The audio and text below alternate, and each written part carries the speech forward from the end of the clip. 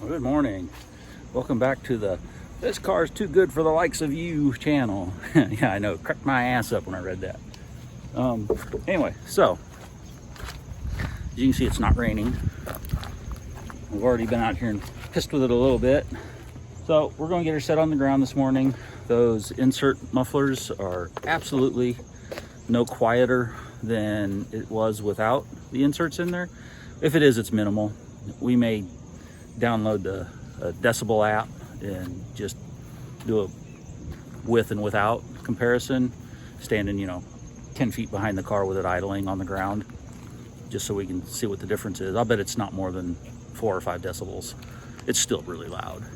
But anyway, so we're gonna get it set on the ground. We're gonna at least drive it down the road, make sure the brakes are all okay, and then we'll figure out if we're gonna go to the track tomorrow or not.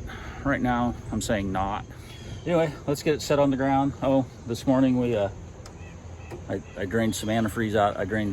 Didn't have any antifreeze in it. I drained some water out of it and put a gallon of antifreeze in it. It's a street car. It's not a race car.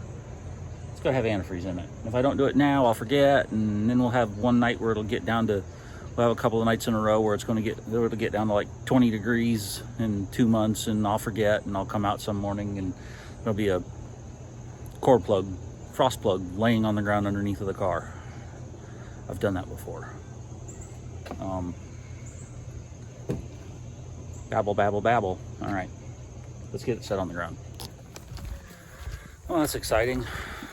So we had it running, had it sitting on the ground, had it running, trying to warm it up so that we could drive it around the block, or at least down the road.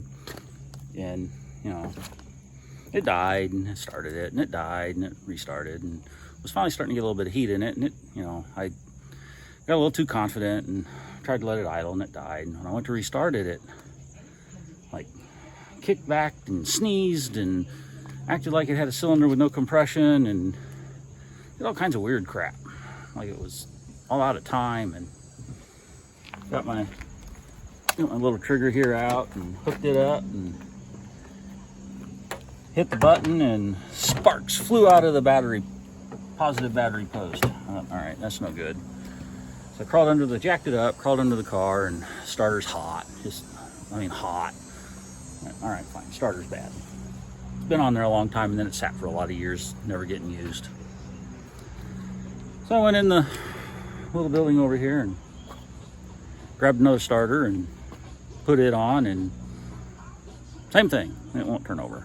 It clicks, and I put a breaker bar, so I put a breaker bar on the front of the engine, and the motor turns over. So it's not locked up. So I guess there's a possibility that starter's bad as well, because there might be a reason why it was in there. I guess I need to mark it. So we dug out our spare starter for the race car, brand new, never been on anything.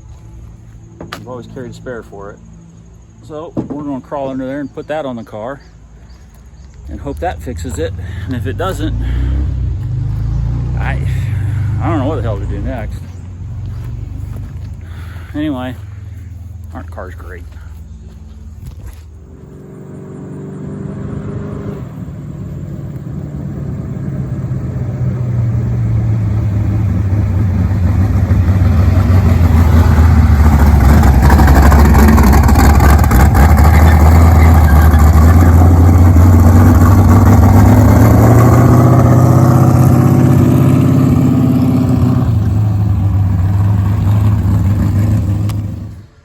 So we got them changed. At idle, 10 feet behind the car, the inserts are 4 decibels quieter. Yeah, that's not very much for $190 that I spent on them. And there was one more insert one more plug I could have put on them to make them a little quieter, but it wasn't gonna make that much difference, I don't believe. So I took them out. This is probably going to kill a tenth of ET anyway, which isn't acceptable. So I pissed around. I put the other starter on, and it still didn't work. And I put my new starter on my backup for the race car, and it still didn't work. And I fucked around with the starter solenoid, and I don't know. Then it started to work, but now the key doesn't work again to like start it. So that might be in the switch, but we've got a button in there. That's all that matters. I changed plug wires because I drove it down the road and it's still just, it's not a happy camper at part throttle, which really might be the carburetor. I mean, it's a race carburetor. It might not have much for mid throttle, part throttle happiness, you know. It's a race carburetor. At this point, there's not much chance I'm going tomorrow. It's almost 3 o'clock and I'm whipped. You know, I put 2 different starters on this car. Had 3 starters on it. It's had 3 different starters on it today and 2 different starter solenoids. Yeah, it's just a lot of work. And as you can see, we got all grades of plug wires drug out here. Those are the ones that were on the car.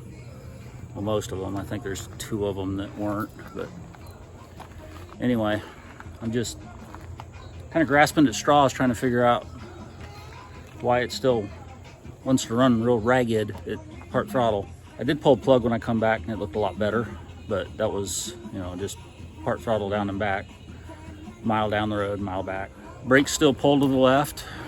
I'm gonna have to get a wheel cylinder for this front wheel here.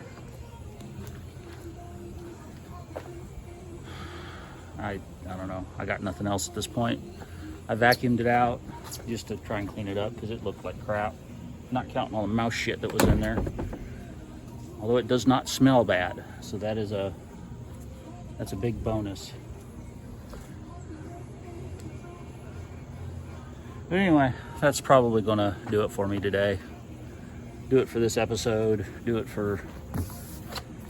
might need to find something else to film for a while so people don't get burned out on this, which they probably already have. Anyway, I'll talk to you later.